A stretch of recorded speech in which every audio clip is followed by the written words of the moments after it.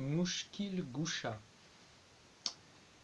Il était une fois un vieux bûcheron qui était veuf et vivait pauvrement avec sa fille. Il partait chaque jour dans la montagne pour couper du bois et en faire des fagots.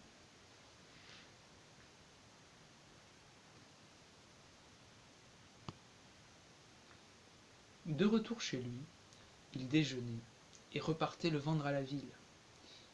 Un soir, sa fille lui dit qu'elle voudrait une nourriture meilleure, plus variée et plus abondante.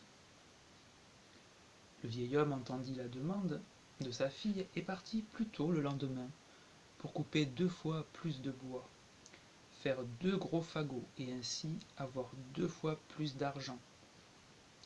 Quand il rentra chez lui, il était fatigué et affamé, mais il eut beau frapper à la porte, sa fille ne répondit pas. Entre-temps, elle avait oublié leur conversation de la veille et était sortie se promener. Le bûcheron repartit alors dans la montagne pour abattre du bois et revenir la nuit tombée. De retour, il frappa longuement à la porte, mais sa fille était si fatiguée qu'elle dormait déjà d'un profond sommeil. L'homme était inquiet pour elle. Il se coucha sur ses fagots de bois, puis il s'endormit. À l'aube, le froid, la faim et la fatigue le tirèrent de son sommeil. C'est alors qu'il crut entendre une voix lui dire « Hâte-toi, hâte-toi, laisse ton bois et viens par ici. Si ton besoin est assez grand, tu auras une nourriture délicieuse. » Le bûcheron marcha dans la direction de la voix, mais il marcha en vain et il se perdit. Son espoir ne lui procurait aucune aide. Triste et découragé, il s'allongea et la fatigue s'abattit sur lui. Mais le froid était intense et il ne put dormir. Il décida alors de se raconter, comme s'il s'agissait d'une histoire, tout ce qui lui était arrivé. Depuis que sa petite fille lui avait fait cette demande de nourriture meilleure. Soudain, une voix lui demanda ce qu'il faisait là, et de raconter à nouveau son histoire. Ce que fit le vieil homme. La voix lui ordonna « Ferme les yeux et monte une marche. » Mais le vieil homme s'inquiéta de ne rien voir. « Aie confiance, garde les yeux fermés, fais comme je te dis. » Le vieil homme obéit, et dès qu'il eut fermé les yeux, il entendit sous son pied une marche. Il commença à gravir l'escalier, qui se mit en mouvement. Lorsque la voix lui dit d'ouvrir les yeux, il était dans un désert écrasé de soleil. Autour de lui, ce n'étaient que des cailloux de toutes les couleurs. Il ne vit personne, mais la voix lui parla de nouveau. « Ramasse autant de pierres que tu pourras, puis ferme les yeux et redescends l'escalier. » Après avoir suivi les recommandations, il rouvrit les yeux et se retrouva devant la porte de sa maison. Il frappa, sa fille lui ouvrit.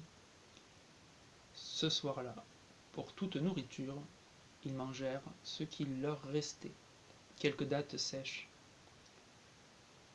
Après quoi le vieil homme crut de nouveau entendre la voix.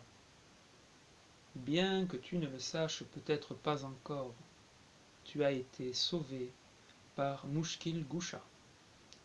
Souviens-toi que Mouchkil Goucha est toujours là et qu'il est celui qui efface toutes les difficultés. Chaque semaine, tâche de faire un don au nom de Mouchkil Goucha à quelqu'un qui est dans le besoin, puis raconte-lui l'histoire de Mouchkil Goucha. Fais en sorte que l'histoire de Mouchkil Goucha ne soit jamais oubliée. Si tu fais cela, et si cela est fait par ceux à qui tu auras raconté l'histoire, les gens qui ont un besoin réel trouveront toujours leur chemin. »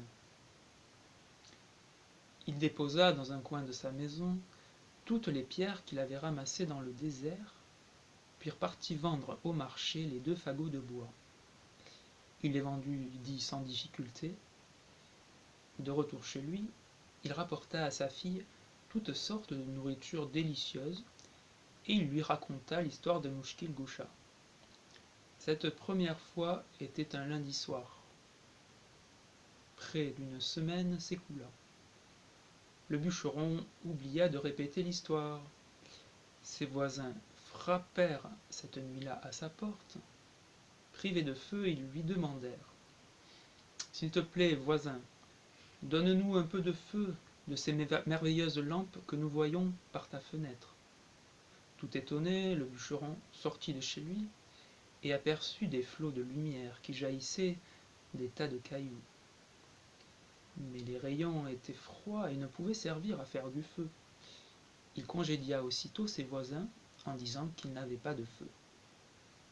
Le lendemain, voyant que c'étaient des gemmes précieuses, il décida de cacher ce trésor. Puis il vendit ces pierres pour une somme énorme et se fit construire un magnifique palais à proximité du château du roi. La fille du roi s'en offusqua et ordonna que la fille du bûcheron vînt la trouver. Mais sa colère fit place à l'amitié lorsqu'elles se rencontrèrent et elles commencèrent de se fréquenter. Chaque jour, elles allaient jouer et nager ensemble dans l'étang du roi. Un jour, la princesse suspendit son collier à la branche d'un arbre tout près de l'eau. De retour au château, elle eut beau le chercher partout, elle ne le trouva pas. C'est alors qu'elle se mit à douter de sa compagne et fit accuser la fille du bûcheron. Convoqué sur-le-champ, son père fut jeté en prison par le roi et sa fille enfermée dans un orphelinat. Puis on le sortit de son cachot pour l'exposer sur la place publique, avec un écriteau qui disait « Voilà ce qui arrive lorsqu'on vole les rois ». Cela attira d'abord sur lui les sarcasmes et les insultes. Puis personne ne se soucia plus de lui. Un jour, quelqu'un passa à côté du vieil homme et dit que c'était lundi après-midi. En un éclair, la pensée de Mushkil-Gusha, qui aplanit les difficultés, lui revint. À peine eut-il pensé cela, un homme charitable lui jeta une pièce. Le bûcheron alors l'interpella. Il lui demanda si, avec cet argent, il ne pourrait pas plutôt acheter quelque chose à manger qu'ils partageraient ensemble. L'homme accepta, et le vieil homme lui raconta l'histoire de Mushkil-Gusha. Le passant se dit qu'il devait être un peu fou. Pourtant, de retour chez lui, ses problèmes avaient disparu, et il repensa à l'histoire de Mushkil-Gusha. Cela lui donna à réfléchir. Le lendemain, la princesse, en allant se baigner, remarqua son collier dans le reflet de l'eau. Il était suspendu à la branche de l'arbre où elle l'avait laissé, et il y avait si longtemps maintenant. En proie à la plus grande agitation, elle alla voir son père pour tout lui raconter. Le roi fit libérer immédiatement le bûcheron et sa fille, qui vécurent dès lors heureux à jamais.